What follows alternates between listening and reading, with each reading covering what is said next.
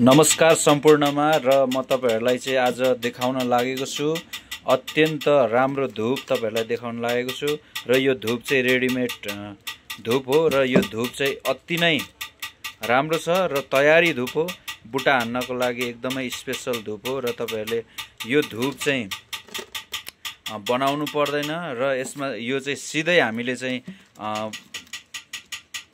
बुटा हान्नको लागि हामीले यो धूप चाहिँ चलाउन सक्छौं, बुटा हान्नको लागि युज गर्न सक्छौं र तपाईहरुले चाहिँ यो तपाईहरुलाई धूप चाहिएमा हामीलाई सम्पर्क गर्न सक्नुहुनेछ र यो धूपले चाहिँ म यो चुरा बुटा हान्न लागेको छु।